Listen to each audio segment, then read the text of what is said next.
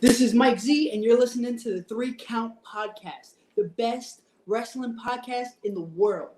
And that is a Mike Zee guarantee. Woo, woo.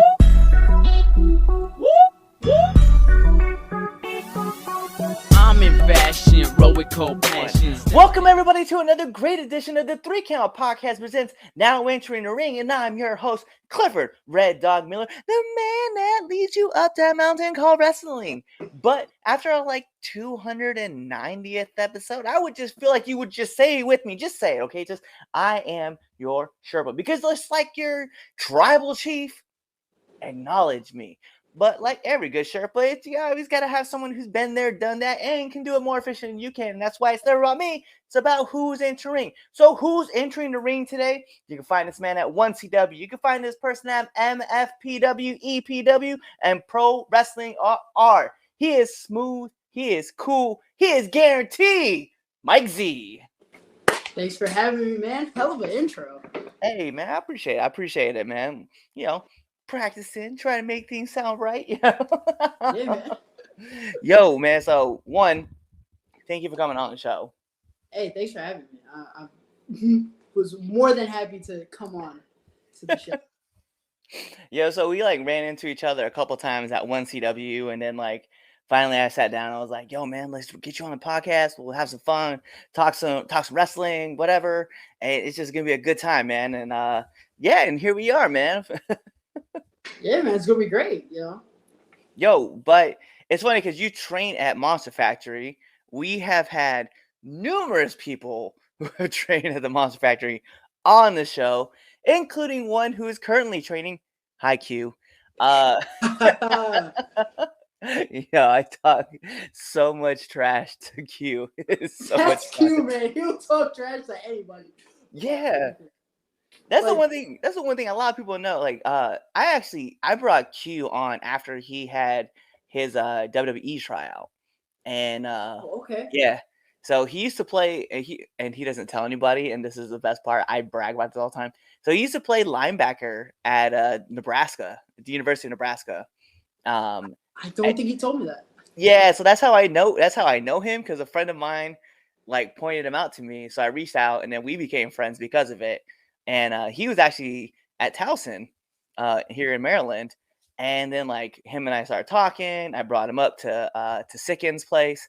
We were training with him for a little bit. And then obviously he graduated and he moved back up. But so Q and I have this relationship where we just bullshit all the time. And I talk so much shit to him. Yeah, I'm sure he gets it right back to you. Yeah. We'll be at the factory, and he'll literally he's got this thing with Brian Morris where he'll just be like, "Yo, play me a ball right now. The courts are open. Blah blah blah blah. I'm trashing you. This and that," and they'll just go off. It's hilarious every time it happens. Q is one of those dudes that's he picks everything up so quick, and then you're just yeah. And I remember the one time I was we have a rule in our training facility. I'm sure somebody else does too. I'm sure lots of schools have this out there, that if you put your hand out and someone goes to reach for it, as on the Irish whip, just instant chop. And so I have heard of that, yeah. So it was I was sitting there, and I was I had him leaning against ropes, and I was I knew he knew the rule, but I was just baiting for it, right? So I was just yeah, and then sometimes you just go, "Give me your hand," and then he did, and he was and I was yeah.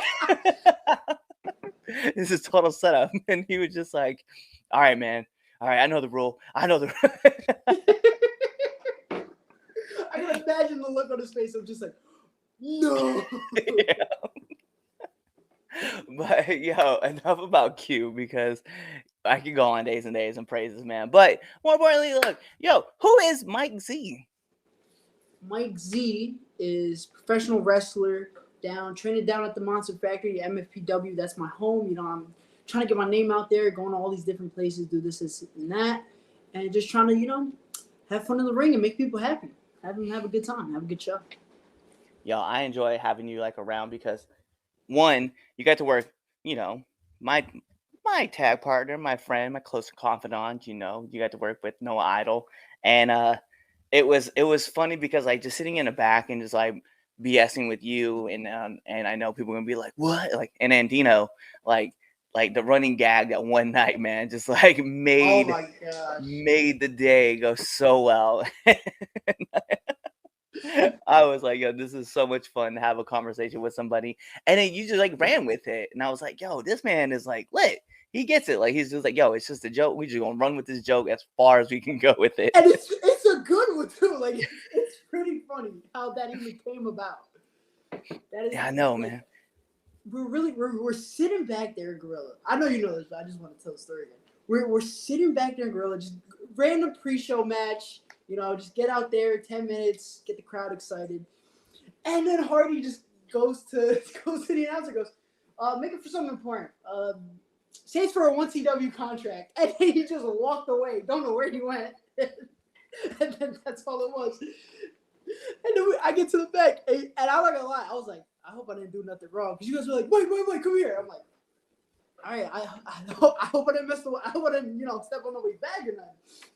And you're just like, why was it for a 1CW contract, and why did you lose?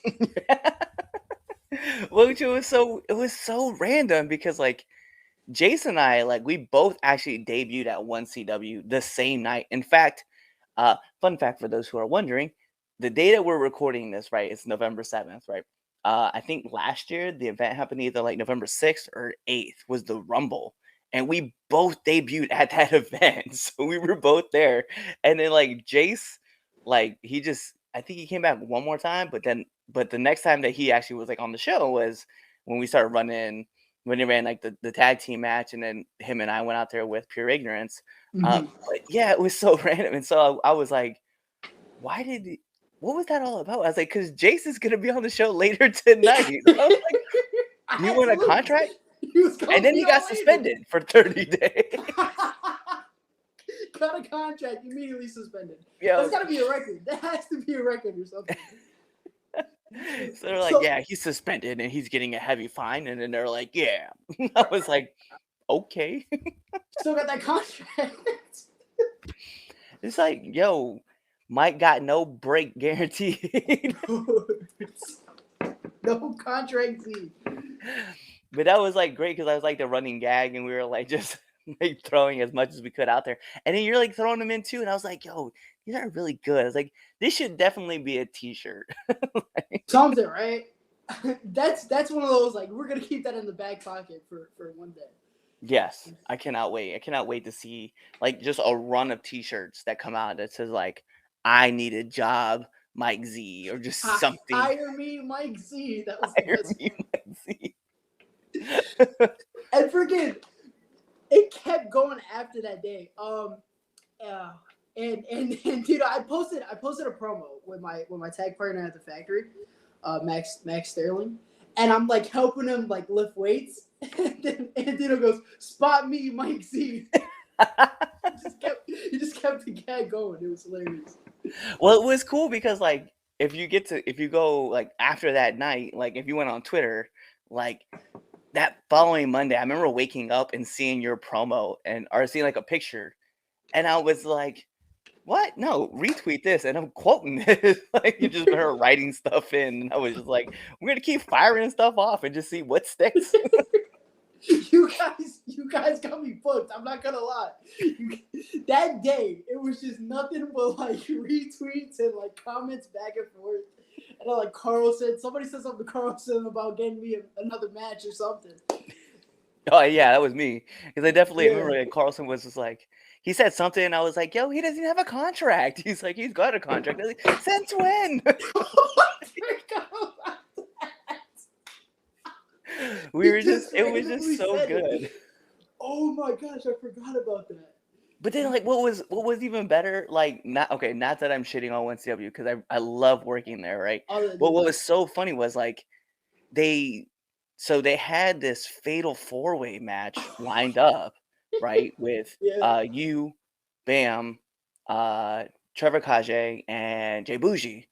And like they're like, wait a minute, So you suspended the guy you gave the contract to give the championship match to a guy who didn't win and didn't hold a contract? The contract. Just like, what just happened? I'm telling you, if we never said anything, nobody would have remembered that match was for a contract. But because we just kept going with it, it's just lived on. It just made the story like so much more fun. And then like you weren't even there. No, so I had most of the time 1CW and the MFPW, the shows like most of the time they don't run on the same. Right. Most of the time, luckily it just lines up. But that was the one, like literally the only one that didn't mesh well. And I had a title match at the MFPW that day. I had a tag title match that day. So I'm at the gym, right? This is the funniest thing. I'm at the gym, and I get a call from Brian, and I'm like, oh Brian, what's up? He goes, yo, you're coming with me to 1CW, and I was like, we had already talked before. I'm like, no, I have the title match, remember? And he's like, did you see what Sean Hardy posted? And I'm like, no. He's like, well, you got another one. And I go on Facebook, and I'm like, oh man, I gotta contact him about this. And I had to let them know. I'm like, guys, I kept saying, I'm like, any other show, I'm there. Please don't forget I exist. I just can't come to this one. Oh, but yo, it was such a good fun because like then I remember like us sitting in the back, right? And we were watching the show go on, and like Bam came back with the 1CW Cruiserweight Championship, and I was like, yo, but this is kind of like flawed, bro. This is asterisk because Mike Zee wasn't in the match. I remember him just looking at me and he was just like, whatever. Well, it is what it is. It's what it is. The show must go on. Exactly. I mean, hey, don't get me wrong. I'd love to get in there for that 1CW Cruiserweight Championship. You know, if any of the higher ups are hearing this, but yeah, that was just the one show. Literally every other show was lining up perfectly except for that one. I'm always curious. I'm like, I gotta figure out like what's the weight limit for the cruiserweight title, because if it's under 205, your boy's getting involved with this. Actually, I think I'm in there. I think all of Ignorant Dogs we're all under 200 pounds now, because even Prince recently we all been like just working out, and like he went from like he was like 210, he's down to like 199 now, so he's under 200 pounds. So it's like, yeah, we've all been busting our ass too. No, like, I seen you posting it, the progress photos and stuff. It's good shit, man. Yeah, I'm very proud of him. Very, very proud of him. If he doesn't know that and he's watched this episode now, you know this now. Like, it's a thing. Good. But yo, man, how did you get into the business though? Okay, so you know how like people have that like, oh, this was the first match I saw. This was when I was like 8. I first saw Raw or whatever. I don't have that. My cousin loved wrestling. My older brother loved wrestling. So I never remember a moment in my life where I just didn't watch wrestling. It's like you know a TV exists. You're never like, oh, that's it. Like you just always know a TV is a TV. You always know. I just always knew wrestling existed. There was never a moment where I'm like, oh, this is what wrestling is. Like I have a vague, like I could just be making it up in my head, but I just have this vague memory of like seeing like SmackDown, like when they had like the silver apron and the fist logo and everything, and like kind of like being intrigued. But for all I know, I could have just made that up in my head.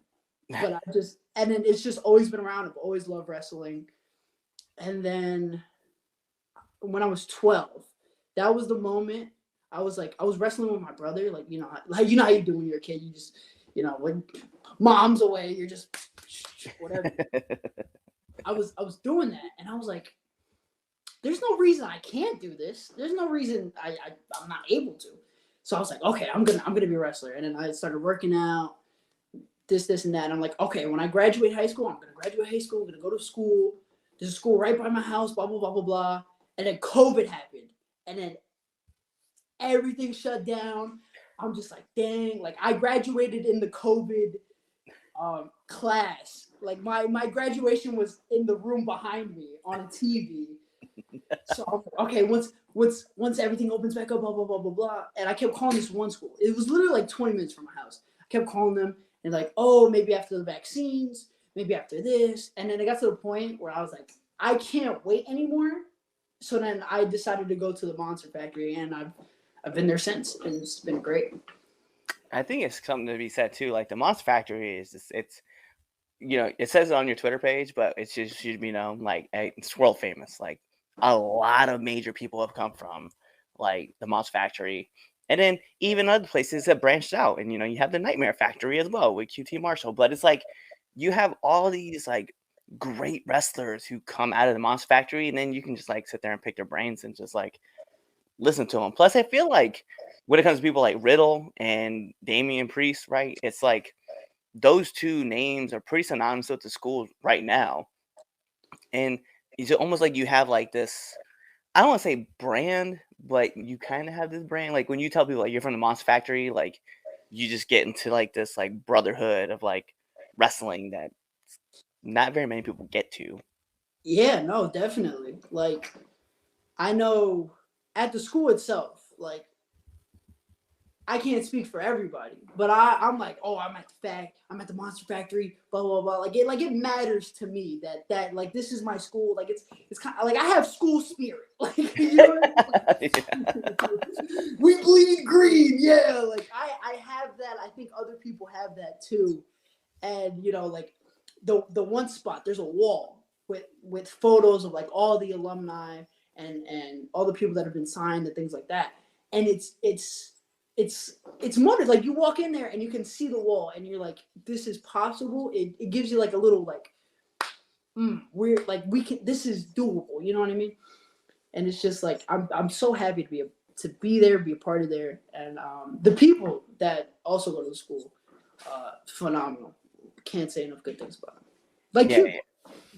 Yeah, it's crazy though. Like it's one of those things like you come to appreciate like different schools, right? So like obviously like Team 3D is like always massive, right? Creative Pro is like getting ridiculously huge, right? Monster Factory, Nightmare Factory, like the Santino brothers out Yeah. in Los Angeles. Like there's just tons and tons of schools. I'm always interested in learning about like their teaching styles and what they're doing. House of Glory, I know I didn't mention them. I should have. My fault, guys. I know we talk about you guys do a lot on the other shows, but it's like you have all these cool like name recognition schools, and then like you go back to them and you're like, dude, like there's so much more that I could like pick up and learn from just from their students, right? Like, recently I had, well, I don't say recently, that's not fair. Last year, okay, we had Will All Day, right? And Will comes from Reality of Wrestling down in Texas, right in Houston. And like, yo, getting in to talk to him, like he's there working with Booker T. It's like, bro, like mind blowing. So when you get to talk to students from the schools, you're always picking up something new because you're like, well, I know you've learned this, or I've known you've learned that. Like, I can give another perfect example, right? I was at the Wrestling Open this last year, and I was talking with Evander James, who's one of the head trainers from House of Glory. And he was just teaching me simple roles, like, and I was like, bro, like this is mind blowing. That one, I didn't know, like, as old as I am, I didn't know that I could do some of these things. But to be able to learn them and then like break them down in my head and rebuild them and be able to put my own spin on it, it was really really cool. And I very much appreciated all the lessons I was getting from Mr. James because he was a great teacher. Yeah, every I've noticed when talking to people that have been to other schools and things like that, everybody has like a there's differences in things, whether they're little differences, big differences, whether it's how they train, things like that. Like I know Travis Jacobs, he's a Monster Factory guy. He moved to Florida. He started training down at the 3D school. And the one night he came back and he goes, yeah, we do this thing. It's called the Ring of Honor, no pun intended, but it's like this like cardio like workout thing that you have to get done in like 15 minutes. And it's like you gotta do these like knee highs, and you gotta run in the ring, you gotta roll around the ring 4 times and do it this other way. It was one of the most toughest physical things I've ever had to do. And he's like, just one day, like randomly, they'll just be like, hey, Travis, you're doing the Ring of Honor today, and you just have to go. And like, it's like you have to do it under a certain time, and it's just like that. Like, we don't do that at the factory. That's something crazy, or even something smaller like Sam and Valerie, Sam Thompson and Valerie. They used to train down at OVW, and they've come here, and just the little things that they've done over there that like necessarily we might do different, like arm drags is one. Like Danny Cage does not like the hook of the arm drag and then go. He likes it more of like a judo thing. So we're there, we got to do it the Dan way, and I had to explain that to him. So it's just, yeah, every school is different. Like, the amount of learning you can do is incredible. And then you're always like, yeah, well, I mean, just like a simple thing for me right here, like Riot City. So I call it Riot City Compound. I don't know it. Second, I don't know what you call it, bro. Like you've changed the name on it so many times. Anyway, so at the Riot City, like a Memphis spot, right? Just for instance, right? How I was always taught was arm drag, hip toss, body slam, right? But how other people do it, and this was something I found out like from some guys who were down in Tennessee, that it's not always run that way. Like you can always do like arm drag, body slam, hip toss, right? Because it's supposed to lead to the heel rolling out, like just powdering out. Oh. And I was like, oh, and he was like, yeah. So if you're down in the South and you're asking that question, like, hey, I want to hit the Memphis spot, they're gonna be like, well, how do you do it? And then you got to know like how you want to run it versus how they run it, because they might run it different than you. I was like, I feel like that meme. It's like there's so much to know. Yeah, you're teaching me right now. I didn't know that. Yeah, I was like, what? I was like, I thought this was like, and it's weird to like how I think about wrestling, because like it was just funny because like he was telling me about how certain lucha schools like down south, and like down inside, by down south I mean kind of like in the Texas and Mexico area, everything's taught on the right side instead of on the left. So I was like, oh, well, cool. Oh yeah. And he's like, if you would ask, and then you would, you could vibe off that. Because Sicken was actually trained by Ruckus, and like to have like that direct line to him and just talk to him and be like, hey man, like how did you run this, or how did you do that, and like just be able to talk to a legend like that, I was like, it hurts my head because that man's got so much knowledge. I could imagine the amount of information that's in his brain. And then you're trying to balance it with everybody else. You're asking tons of questions, because I know like when I was talking about just character work, like that's probably like one of the hardest things I think I've like. It was one of the easiest things to come to me, but also one of the hardest things to kind of like wrap my mind around, because you're thinking about like, oh, you have this character. How does your character respond to this or respond to that, or what makes them tick, or what makes them, and you're always asking yourself these questions, and you're like, bro, I don't know. I don't want to go. So give me a minute. I'll get back to you. Let me take some time. And they always say like in the wrestling world, like you're always evolving and stuff, and like changing and pushing yourself right to new things. But I was like, man, I've only been in this for like I'm coming up on my third year, and so I was like, I'm gonna need a lot more help. I was like, because I know, one, I don't have a big shelf window, but two, I was like, there's a lot to learn. I was like, and there's a lot of people out there who are willing to give out information. So I was like, I'm gonna go seek them and ask them questions. Yeah, that's another great thing about wrestling. There's so many people willing to pass on the knowledge that they already know to younger people, up and coming people, things like that. So it's like, if you go out and look for it, there's so much that you can find and learn. It's so helpful. It really is. Yeah. So listen, we all have these kind of stories, and I want to know yours. What's the worst bump you've taken? Worst bump. Okay. Gotta think.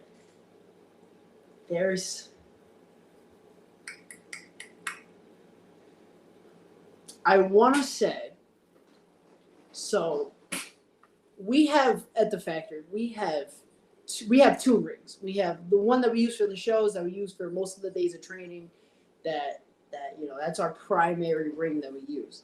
But then we also have this other one that we'll put up during show days, just so that people can like run spots and like figure out what they're gonna do in their matches, or if there's a lot of people in training, and then some people in one ring, some people in another. That other ring, the padding is not as great as the primary one. So the one day, I'm trying to remember when it was. But all I can tell you is we were in that ring and I was really high up and then I wasn't anymore. And I was like, oh, brother, that stung. I just know it was that ring. I know for a fact it was that ring. Because that ring just, it's not wrong with it. It's just not as well padded. That's all it is. I think that's one thing a lot of people need to understand. Like, even if the ring is padded, like some of those bumps, they suck 100%. Yeah, it's some of those bumps. Like we'll do birthday parties at the factory for like kids. Like they could come in and give us some clotheslines or whatever. They have fun, but they'll walk in and they're like, "Oh, this isn't so bad." And I'm thinking in my head like, "Yeah, it's not bad walking on it, but take a mighty fall. It's not as great." My daughter, while she was like, when I first started training, she was just tiny. Sorry about that. I don't know what happened. It's fine. So my daughter, when she was tinier, I should say, has been like, she was like 7 or 8. We were learning how to do handstand bumps. And so when we get done with training, mind you, we train outside. It's like March. It's still cold. The ring is cold. And she gets in there and she just does a handstand bump. And she just falls over. And she stands back up. And we're all like, what just happened? And she just got up and she was just like, hey, that was fun. So you want to do it again? And she's like, yeah. And so she does it again. And I was like, oh my God. But then like, it was like a couple years later, she wanted to take a back bump. And so we had a crash pad out for her just so she could take one. And she took one and she was like, that sucked. I was like, how is it you fall from a handstand? You're okay.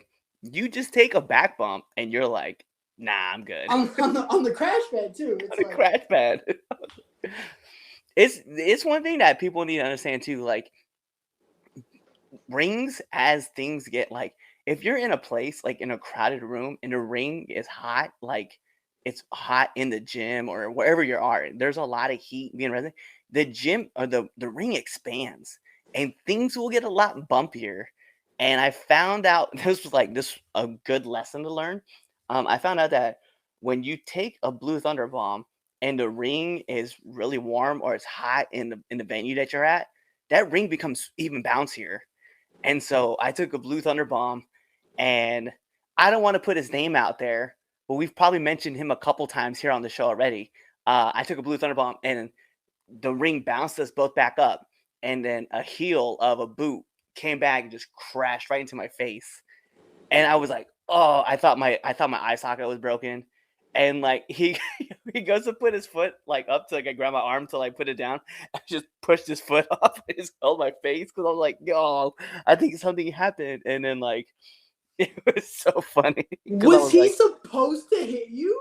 Well, he was, because he's going for the pin. So like my arms were supposed to stay open and like his arms, but we got so much air back up. Yeah, his foot just crashed back down my face. I thought you were about to tell me that the dude that went for the Blue Thunder bomb was supposed to take that boot, but because you guys bounced, you were in front of him. But that's crazy. I have not had that issue. Yeah, I I remember getting it and waking up the next morning and I had like just scratches, but I was like, but my cheek really feels swollen. And I was like, thank God, like nothing bad happened, but it was just funny because like I remember like the next day like writing him up and being like, my cheek, and he was like, are you serious? I was like, nah, I'm just fucking with you. No, I'm just messing with you. But I did get some scratch though. Yeah, I did get some scratches though. So hey, so you have your character, right, that you've kind of like developed and helped mold. And normally, one of my favorite questions to ask is, it's actually one of my newer favorite questions to ask is, everybody has like 5 characters that they kind of like try to pull from to make like their character. So, what are the 5 characters that you pulled from to make your character? Okay, so I don't know if I'm consciously thinking of 5 specific people to kind of pull from, but I can Mhm. tell you like things I've pulled from people, right? So I always liked Jay Lethal, so I always try to watch how he does certain things, especially like when he's a heel and like his kind of brashness. I like to take that from him. Another guy I like is Monty Brown. Love a big Monty Brown guy. When I was a face, or when I'm a face, depending on where I'm at. Monty Brown used to do the pounce, and he used to do this like, like this big hop, skip, jump, Yep. this thing. And whenever I get to the comeback, I do the comeback, boom, and then I go, Mike Zee, Gary, and I do a big skip, jump, hop, whatever, because I just loved when he did it. So I like to do that too. And then you can see in some of the moves I do who I'm taking from. Like I do a rock bottom. I do an angle slam. Like, Kurt, Dwayne. They were good. All right. They're Yeah. all right. Like, What they do. I mean, they're I okay. think they were good enough to get by. Like, that's Yeah. it. It's funny because like there's certain things that I watch, right? And I watch certain wrestlers hit certain things and like I pull from them, right? And I make things kind of like my own. Like the spine buster I love hitting on everybody is actually a mix between like Arn Anderson and Ron Simmons, right? Because you have the big push up, but I like to hold people up and tell them to post. So I like hold them up and then I say something stupid and then just like slam them in the ground, right? Go, I hey, love shut up. you know?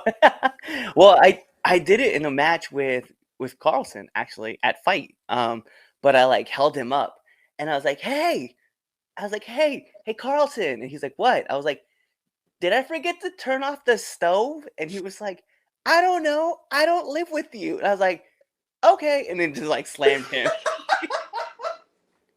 I love doing because I'll be like one of the characters that I've clearly pulled from, right? He's like right there. He's Deadpool himself, right? And Mhm. that line in the movie when like the car is rolling and he's like, shit, did I leave the stove on again? So I was like, I'm pulling that directly from him, right? that's But so then like there's a new thing that I've been doing, which I really as a face I do. I don't do it as a heel. Sorry guys. Over at 1W, you're just not gonna see it yet. But I sweep a guy's leg out. And I'm sorry, not that one. That's not the one I'm thinking of. But a guy will throw a kick. I'll catch it. I sit him down and I roll him backwards. And then I go to throw a super kick. But as they block it, I come back over the top with the NZ. And he's probably not going to pop when he hears this. But I don't. I pulled it right from Encore, like Showtime, because I've watched him do it. And I was like, yo, I watched him do it live at the Wrestle Open. I was like, yo, that's a fly ass spot. And so I watched him do it. And I'm like, oh, bet. I know exactly how we can get this done. So I was like, yo, I'm add my own spin to it. But it was something I saw directly from him. And I was like, yo, that is hot. I was like, I want to borrow that. hit him with the. Oh, write that down. Write that down. Yeah, I'm just gonna write this down. Like I sat there with my actually I'll show you at the next show. But I have my notebook and I just legit will watch and I'm like, all right, I'm pulling that. We're doing this. We're hitting that. How do I make this into a combo? So I legit will just pull stuff from people I'll see and I'm like, yo. But I was thinking like some like the other antics and stuff. Like I clearly pull like a lot of stuff from Deadpool because I love him. Actually, I'm just a giant Ryan Reynolds fan, so a lot of the stuff I do, like I've asked quite like I'll be in a ring, I'll be like, but why? Like from Van Wilder. It's just a giant Ryan Reynolds nerd. So I'm just like, one day, like I hope he sees like that I just do all this stuff that's like really kind of me paying tribute to him, but like in the wrestling world. He noticed it. He's like, hey, that's my line. Hey, Van Van City Reynolds. Yeah, that's me. I'm pulling from you. So I have to ask, right? Because you train with a guy who has the most punchable face, and by that I mean Max Sterling. But we've had him on the podcast before, and we asked him a question. And I want to ask you the same question. What's one of the hardest lessons you've had to learn being in the business? I think I would have to just say managing your time. Like, going to training and going to bookings and doing this. It takes a lot of time, whether it's in your car, whether you're out for the day because call time's 3, show doesn't end until 11:30. By the time you get home, it's like 12:01, whatever the case is. So just managing, doing the passion, but then you have responsibilities. You have people that you care about in life that need time as well. Um, that has been the hardest thing for me, more than any move, more than any kind of like storytelling type of thing. I think just managing time to where everyone in my life has that time for it. I have that time for them, whether it be work or relationships or friendships or things like that. That's what I would say. Yeah, that's actually a really good point. Is that like being super organized, like with your time, is very important. I know I like when I talk to people, especially about coming on the podcast, they always ask like how long is the episodes, and I was like, yo, really, it's kind of up to you. I always tell people 35 to 45 minutes, but it's really kind of however long you want to talk and how long the conversation goes. So I like never really like put a real huge time limit on it. But yeah, managing your time, like I think we've talked about it a couple times on this show, but it's really like you kind of said it the best. Like you just got to know, like, hey, I want to spend time with this person. I got to block off like this amount of time that I want to be able to spend with that person, friends, loved ones. Sometimes you miss some shit. Like it's just gonna happen. Like sometimes you gotta make those sacrifices. But yeah, I was like, man, that's crazy because I think about it too. Like I work out. I work out 5 days a week, and I'm in the gym because I work there. I was like, yo, I have my own clients and stuff. I'm always like writing their workouts, and then I have to go do my workout. And then afterwards, I'm like, what do I got to do? Oh, I'm going to watch this wrestling match and start taking notes, read this book, right? Thanks, Mike Quackenbush. Even though I know that a lot of people don't really talk about you right now, but appreciate your book that you kind of have for me. But yeah, it's just crazy to think about like all the things that you have to do to like be successful in this sport. Yeah, it really is a lot, and like even like not getting enough sleep is a big one I hear from everyone that I know in the business. So some of us have long drives to even just get to training itself. So that you gotta eat, you got the long drive there, you got the long drive back, you gotta get to sleep, but then you gotta hit the gym, but then you gotta meal prep. It takes a lot of time. So managing it the best you can, because I don't know if there's a perfect way to do it, but just the best you can. It's pretty important. Yeah, I 100% agree with that. Uh, Normally, my next question would be like, what kind of advice would you give to up and coming wrestlers? But I feel like that's a really good thing to know. Just manage your time to do that. Yeah, really. So, listen, you've been in a lot of different locker rooms. So, what I do need is one do and one don't of the locker room. Okay, so I get my do's and don'ts from from from Brian Morris, right? Whenever I go with him to any show, before we get out the car, he's like, "All right, guys, remember shake everybody's hand." That's the do right there. Shake everybody's hand. Introduce yourself. It's very important to do that. You don't want to sit there and have someone look at you like, "Who the hell's this guy?" He didn't even say hello. He's just sitting there eating the catering. Like, why is he here? That's the big do. I've never done this, but I was told to not do this. And maybe this is we call it flavors of ice cream at the factory. Like some people it's a big no. Some people don't mind it, whatever.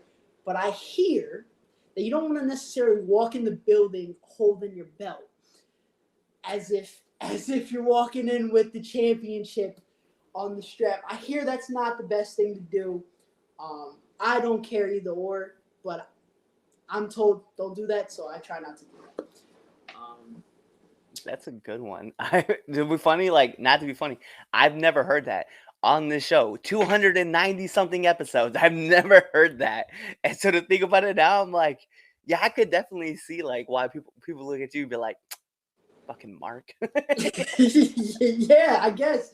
Like, And it's something crazy too, because that's something I like. All the years I'm like, oh, I want to be a wrestler. This and that. Would have never crossed my head. Would have never crossed my mind at all. But I just remember hearing a story from one of my coaches about someone.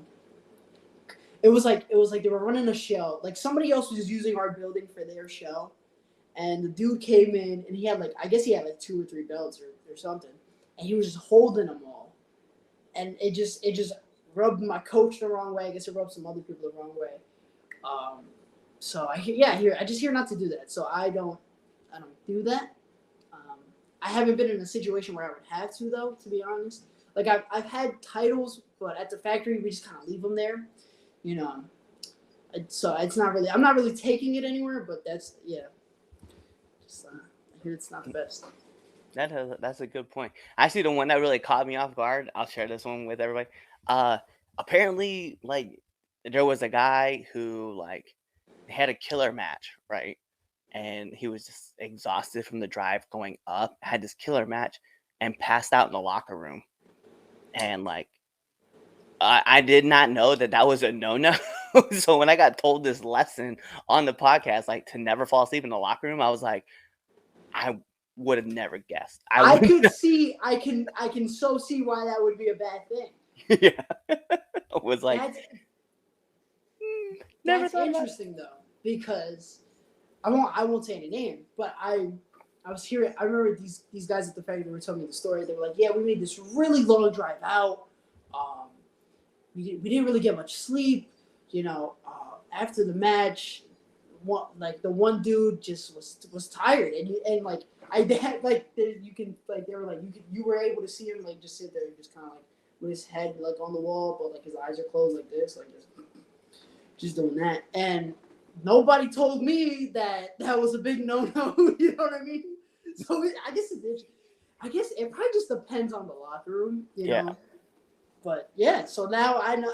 I'll keep that one and stay awake during the. Be like, bro, I'm gonna be out in the car. Just come get me, Yeah, after. maybe something like that. Maybe that's the happy medium. You know? Yeah, that's what I would be like. At least if you're in the locker room, you can I'll just pass out in the car. But these long drives, man, I don't blame anybody. I'll tell you that much. Oh, I've done 5-hour drives, out and back, and I was I remember one time, I think it was my second show I was working, so it was a back to back, and I forgot where I was that Friday, but it was a 3-hour drive and come back, and then the next morning, and I got home, it was 3:00 in the morning. I got back up at 8 and had to get ready for a drive at 10. To get to a show, and oh my god, man, I remember getting back home at 3 a.m, passing out, getting up at 8, getting my stuff ready at 10, at 9, driving at 10. It was a 5-hour, and then we had to meet at a place to get another person to have the rest of the drive. And I remember driving back, and I was like, bruh, I need somebody else to drive, because I've been driving for, I think at that point it was 11 hours. It was I could have been done. While we're on this topic, Brian Morris is a trooper. We went to North Carolina, and he's the greatest guy, I swear, because he brought us to his booking in North Carolina. He's like, "Yo, we'll go on a road trip, whatever. We'll go down, wrestle, come back, blah blah blah blah blah. It'll be fun." It's 4 of us, right? Not only would he not let us chip in for the gas, he drove the whole 8 hours there and the whole 8 hours back. I don't know how he did it. I get tired coming home from work. I don't know how he did the 8 hours all by himself. There and back, what a trooper. But we go to the show, right? We go to the show. We drive down, we get there. We stayed at a hotel that night, woke up the next morning, went to the show, whatever. Or no. Different day. We went there twice. One time we got a hotel the night before. The other time there was no hotel. We just went. But so we go, we get to the show, we wrestle, we break it down, we help everybody out, blah, blah, blah, blah. and then it's already like 12. Mind you, it's already 12. We got an 8-hour drive back. We stopped to get some gas, get some food. We're driving, and he's driving the whole way by himself. He's a blessing. I love the guy. I don't know how he does it. I don't know how he does it. I feel like there should be like a rule though, like if you're in the passenger seat, you're not allowed to go to sleep either. Like your job is to keep the driver awake. Oh, Like that has to be said. yeah. So Because I was trying my hardest to stay, and Brian was telling me, he's like, Mike, don't like. We went to Sheets. We found a Sheets nearby. So we're in Sheets in North Carolina or whatever. I get this like 300 milligram like espresso, Starbucks, whatever. I don't even drink coffee. Like I drink energy drinks. I'm an energy drink guy, but I don't drink coffee. But I'm like, espresso sounds like it gets the job done. So I get this thing, and I'm ready to just chug it just to stay awake or whatever. And Brian's like, he's like, don't drink that. You can just go to sleep, whatever. And I think I ended up drinking it anyways. But at some point I fell asleep for like 2 hours. Like it was an 8-hour drive, and at some point I was like, guys, I can't do it anymore. And I'm literally sitting there like in the back seat, like my neck is just like whatever. I got the seatbelt here. I'm just asleep for 2 hours. I wake up there, the rest of them whole time awake, talking to them, keeping them awake, not a problem. So good on the boys. yeah, it's definitely necessary. Like I know, like for me, like we drive down, like, yo, I'm gonna shut this up. I don't care what they say. So when I go with Ignorant Dogs to WCW, like we're all awake. We're all like chatting, talk about what we want to do with the match and stuff, and some of the matches that we may have watched, and we all having this conversation. When we coming back, as soon as we stop wherever we're stopping at, these guys are like in the back seat. I hear everybody still kind of talking, and then you could just hear it one by one, each person going out. One's gone, yeah. Then the next. That was just too and I don't care. This is gonna be said. It's always Noah first. Like I don't care. He'll just be sitting there like we'll all be talking, and all of a sudden like one voice just starts stop. And I'm driving. It's usually me driving. And when I'm driving, one voice always goes out, and it's always Jace. And then like Prince would be like, man, I was just watching this match, and then I'm like, yeah, dude, we will love that match too. We love this thing and this thing and this thing. And then it's pretty much just me and Chad's like having a conversation, and then Prince is out. Yes. And then Chaz will be like, he'll look at his phone, and I don't care what he says. He'll debate this with me some other time, but he can debate anybody else, but he won't win it with me. But he'll be looking at his phone, put on a game, start playing the game, like 20 minutes, 30 minutes into the drive. He just puts his phone down, just crashes right into the window, and he's just out. How long is your guys' drive? Bruh, our drive is like, at most, for me, it's 2 hours. Like, I could just be on. Like, it takes me, it'll take me 20 minutes to swing up, grab those guys, and then it's another hour and a half from there. Coming back, we always meet at one spot, so we can just, like, drop off. You know, everybody can grab their car and go. Gotcha. But it's just funny because, like, I know when it's going to happen. Like, I'm driving, all of a sudden, I'm like, yep, we'll listen to a song. I'm like, Jace is out. Yep. Prince is out. And I can look over it, and then I just see the head nod, and then just. That's amazing. That's amazing. It would be Noah to go first. I'm not gonna lie. You said that, and I'm like, I bet it's Noah. Be the first one. He's gonna be like, bro, I don't always go to sleep first. I'm like, hey, I'm the driver. I can't look in the back seat to see who's passed out. I just assume it is you every time. He said, I just hear your voice go away first. Yeah. Just making the assumption. Yo. Pretty to work with, but he gets tired quick. He gets, it's like we were making fun of him too, because like we had lost that match with the workhorses, and he had won. So we're like, yeah, we all lost. And he was like, well, I won. And we're like, you were a dark match. You don't count. It didn't exist. Yeah, whatever. So you won a contract. Big deal. Then we got suspended. He was a contract. Look at Mr. Hacha over here. Yo, so Listen, like those are all like the heavy hitting questions that I have, but we do got to get into the best segment of this podcast, and I refuse to say that it's, it is the top segment, but normally we have like the Red Dogs power rankings, but I refuse to acknowledge that it's retired, no matter how much Chaz says it is. But this is the 3 Count Podcast, 10 Count Questions. Here's how it works, Mr. Z. I'm gonna fire off 10 questions at you, rapid fast. So whatever your answer is, that's your answer. Okay, is it like Family Feud, like at the end when they have to like? I wish name, like, I 5 wish I answers, had guys? I wish I had that. Like, but no. So Okay. this is just like rapid fire. So Gotcha. we'll put on the imaginary timer for added pressure. Bing! And in the words of Mike Goldberg, here we go. SmackDown or Raw? SmackDown. Favorite Like, actor? Favorite actor, Tom Cruise. Okay. PlayStation or Xbox? PlayStation. I just got an Xbox. Not when my senior year of high school, I got an Xbox. Every other time it was PlayStation. Okay. Favorite movie? Back to the Future. Nice. Marvel or DC? Marvel. Okay. Favorite cartoon? Regular show. Okay. Batman or Superman? Batman. Favorite podcast? The 3 Count Podcast. Yeah. That's right, because we only have that marketed everywhere around me.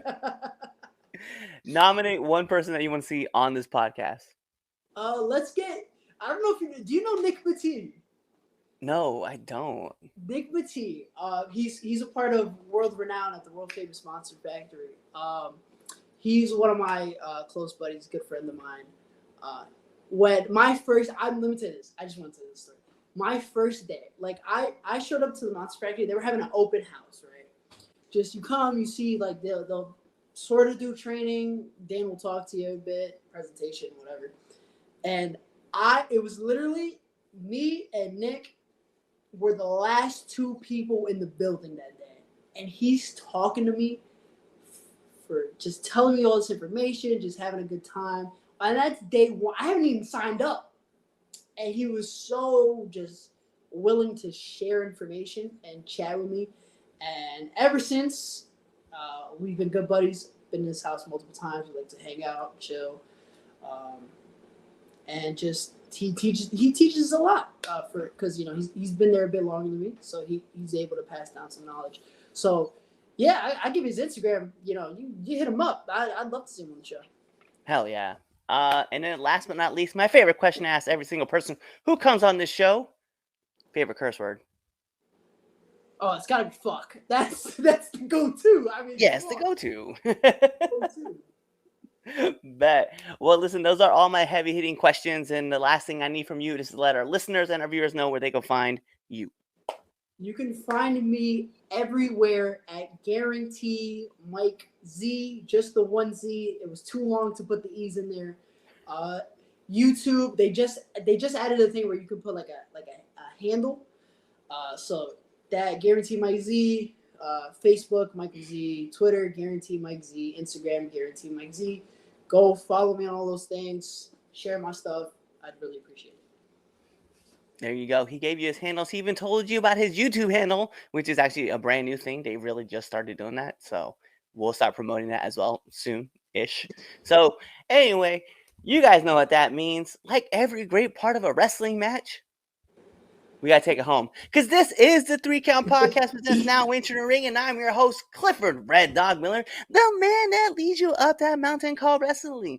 And by now, like every good shirt, but it's not about me. It's about who's entering the ring. So who's entering the ring? You see him right there, okay? He is Guarantee Mike Z. And you guys know what to do. Tune in to the next episode and be there, or you're legitimately following us on all of our social media platforms. You're buying our stuff on Pro Wrestling Tees. You're subscribed to our YouTube channel. You're following us on Spotify. You're leaving us those 5-star Frog Splash reviews on Apple Podcasts, and you're doing all that stuff. You're telling your friends about us. You're commenting on every single video that we have, because we have a ton of them out now. I think it's 429 videos up. You're commenting at least on one of those, and then you're doing all that fun stuff, or you're really just kind of waiting for this episode to end. You're waiting for the outro, and then you're choosing another episode to listen to. Peace. What's going on, 3 Count Nation? I'm Clifford Red Dog Miller with the catchphrase. But what I really want to do right now, go to twitter.com, right? Go over there, find us at the 3count_pod, give us a follow, give us a like, give us a comment. We want to talk to you guys. Go to IG at the 3countpod. Give us a like, give us a follow, leave us a comment. We want to interact with you. Go to youtube.com, give subscribe, turn the bell on, turn the notifications, leave a comment. We want to talk to you.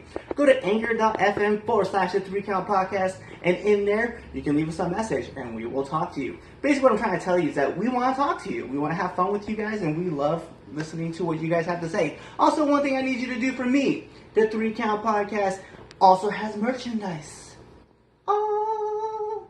At ProWrestlingTees.com/the 3Count Pod. Please go buy our t-shirts. We love you guys, and we hope you love us too. So, show us some support, please.